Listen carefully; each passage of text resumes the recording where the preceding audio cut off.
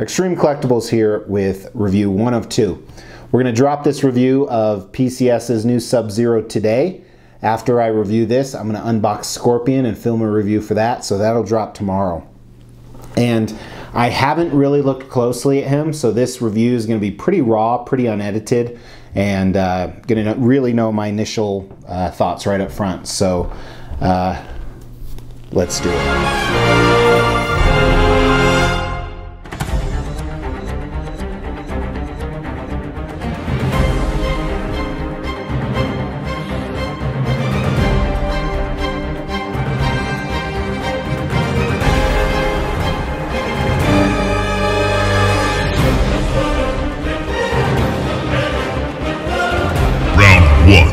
Collectibles here with Pop Culture Shock Toys Sub-Zero from Mortal Kombat X. This is the exclusive version.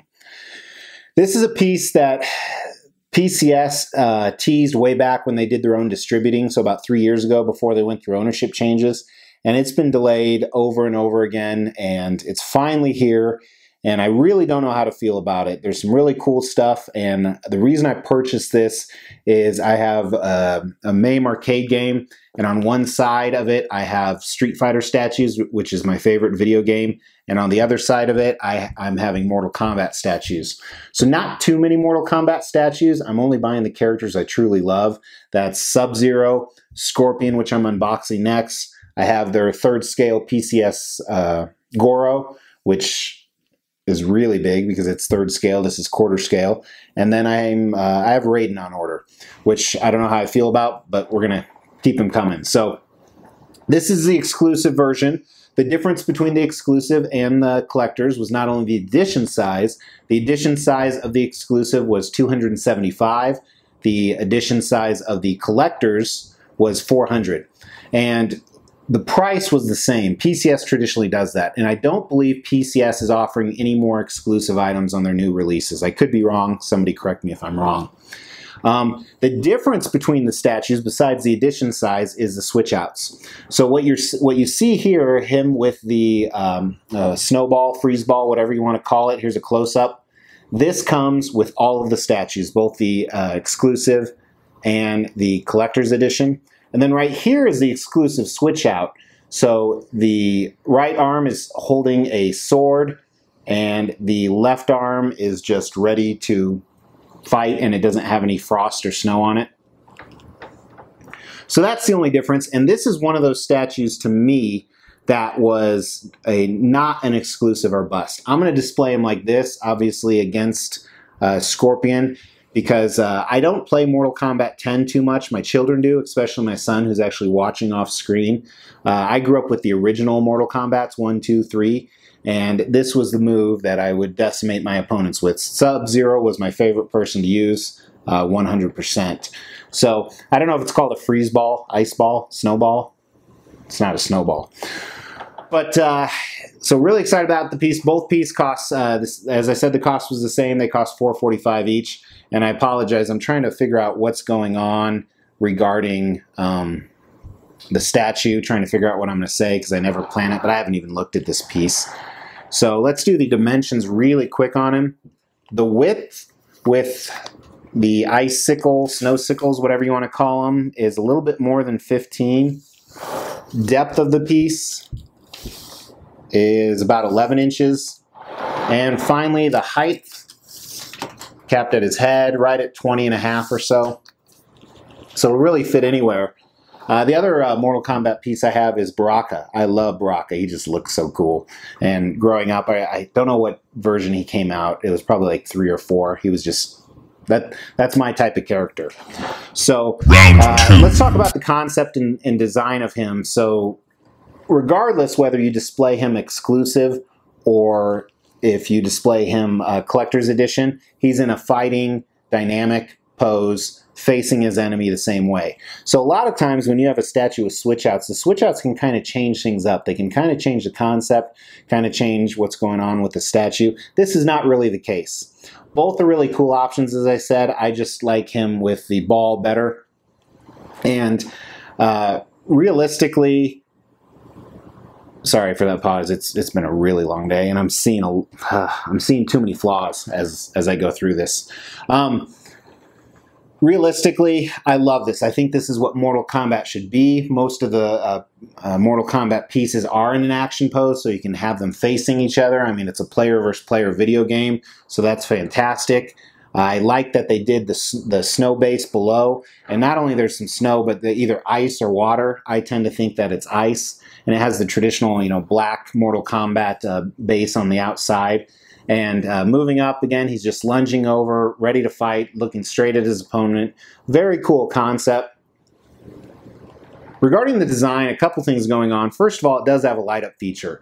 So the light up feature lights up the mask, the eyes, and then if you have the collector's edition switch out. So let's show a picture right here. This is the light up feature, which I really like. One thing I don't like is the eyes are actually white. I would have thought they would have been blue, like the mouth part of the mask. You can't really tell when it's turned off, but when it's turned on, so that's kind of a miss. Some other design issues is his right foot will not key in all the way. I keep pushing it and it just will not go in. It's being pulled by the other foot, so that's an issue. Also, he did come broken. I should have talked about this earlier. His cowl, where it comes down right here, I didn't even notice because it doesn't really look horrible unless you knew it was missing. My son found this in the box. Here's a close-up of what's actually broken. So I'll be contacting Sideshow, and hopefully I don't have to send the whole thing back.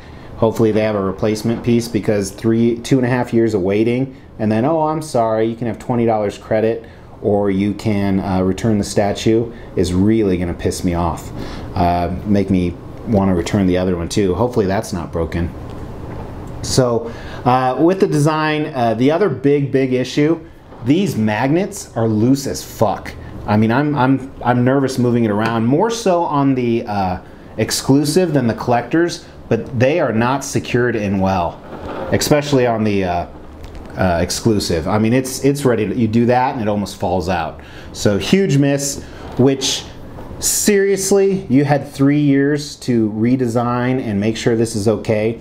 And on another note, I'm in a piss poor mood. I'm gonna let you know that. Very rarely do I let stuff get to me. Today it's bad.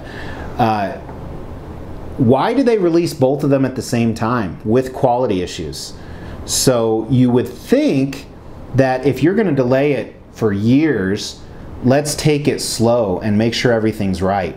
So why would both get done at the same time unless they were from different factories and it was just a huge coincidence, which I don't buy that in a million years. So definitely some design issues. That's unfortunate. They better be able to replace the head, otherwise I will not be happy. I'm gonna have to take a picture of that. And let's dive into the paint and sculpt. Final round. Here, again, there's a lot of pros and a lot of cons on this. I think they did some things that were really good, and I think they did some things that were big misses. First of all, the base. Obviously, as I said, it has kind of that black outside base that they do for a lot of their older Street Fighter statues and some of their Mortal Kombat statues.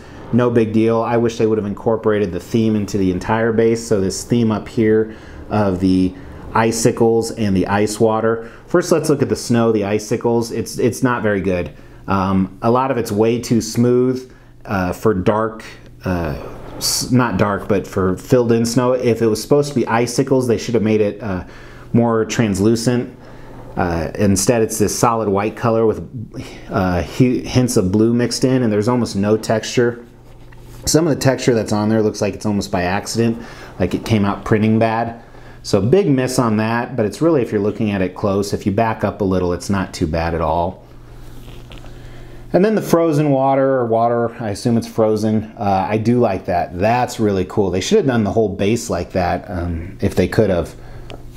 Some cool ripples in it, like it's flowing. Moving up to Sub-Zero himself. First of all, his boots, really cool. I think they should have added a little bit more snow since he's sitting in the snow. So there's just a dusting on the front of his feet. And then he has the armor on the front plates that look really good. I like the coloring they used. It's kind of true to Mortal Kombat X, I believe. It's this hint of blue with all this wear and tear from, almost looks like it's burnt. And then the leather part of the boot, there's folds and straps that look really good. I like the leather straps they used up on the calf as well. Looks like real buckles. Good sculpt, good paint. Very happy with that. Then moving up even farther, he has these knee pads. Again, they look great. Nice armored knee pads. And then he has this rope kind of holding his costume together. It looks okay. I think there's some opportunity in there. I do like how it makes it really look like it's holding back this baggy pants, and they didn't go to any mixed media, which they do. I said do. They do on statues. Hopefully that's not too dirty. Okay, it's coming off. But it's kind of holding everything together, as you see right here. And the paint's kind of okay on it, not definite crisp, clean lines. Some of this reminds me of my X23 and Wolverine custom. Go check that out. Pants look good, like I said. You see all those different folds, very true to Sub-Zero. Then he's got kind of his utility belt on the side with some ninja stars. I don't know how they're attached to it, so they should have made, you know, some storyline to help with that. And kind of the utility belt flowing down, some more straps and some brown colors in there. Some good sculpt on that. I like the way it flows. And the same can be said about his loincloth that is attached to his outer jacket here at the bottom, both on the front and back. I'm surprised it didn't break in shipping. Again, great blue color they used, different than his armor on his boots. I like the folds in there. Really good job on the costume. You see a few more buckles around there. And then seeing what torso you can here. Again, fantastic job on this jacket, this coat they have of him. The different folds in there, the stitching. Not only in between the different blues, but the black outline. Almost looks like his buttons that may go together, weird looking buttons. Like it a lot. Moving on to Sub-Zero's arms, good anatomy here. PCS, I don't know if Jerry sculpted these, but always traditionally pretty good with anatomy. I understand why they use such pale skin, but there's no veins in there. With someone so sculpted, traditionally you see there may be a tiny bit of veinage, but no blue coloring to them. They could have used a little bit better paint. He's pale because, you know, he's a winter guy. Then he has, again, a strap around his bicep there with some armor plating on it and some design. Looks really cool, not only the coloring, but the sculpt of it. Then his kind of wristlets, his gauntlets on his arms, has those knives in there. I really like that touch, that effect. Some are a little crooked, but that would be very realistic. And then I want to move on to his hands. His hands look awesome. And it's not necessarily sculpt of his fingers, which is good. It's good on the unfrosted fingertips, which, by the way, he has blue fingernails on both of them, which is kind of neat. But that frozen effect you see here, I'm a huge fan of this. It looks great. It really does. The freeze ball, love that as well. So crisp, so clean. It looks really, really good. This is what makes the statue, in my opinion, the swirls going around it. And really quick, I want some more close-ups of the sword. You see a lot of the same stuff going on with the hand that's holding the sword too. And the sword looks really good. I like it. I'm surprised none of this broke as well with all the spikes coming out of it. But I like the texture on it. It's so crazy because it looks like they did an excellent job with the freeze and the snow up on this part, but not down here. And of course, you buy a statue for the most of the part for the character, not the base. Although some are reverse rules. Let's finish off with his portrait. So really good job with his portrait. I like it a lot. Again, a lot of the same continuity. They have, you know, similar material to his pants with the zipper that's half broken off on mine, and some straps, leather straps, and some buckles. Great coloring, great folds, great sculpt. And then his mask looks fantastic. I like the detail in there. There's a lot of hidden detail in here. And then lastly, his eyes. His eyebrows are a little too thin for me, and it's hard to tell. They may be painted on, I can't tell. But I think good expression on his face. I like the angry demeanor. I like the whited out eyes. And of course, he has kind of his bandana flowing in the wind. Looks good too. And looks good too. It goes well with the whole pose of the statue. Whenever you think of someone fighting, you always think of the wind blowing in their direction for whatever reason. So that's my thoughts on this. I'm sorry it wasn't a more entertaining review. It's one of those days. I just want to get this done. Anyone that does reviews for statues, believe it or not, it's a lot. It takes a lot out of you. So let me know your thoughts on this guy. If you have the old PCS Sub-Zero, what you think about PCS in general. And yeah, appreciate you guys watching. If you haven't subscribed, hit that subscribe, because half of you aren't subscribers, and I come out with regular content at least every other day, if not more often. So thanks so much. Fatality.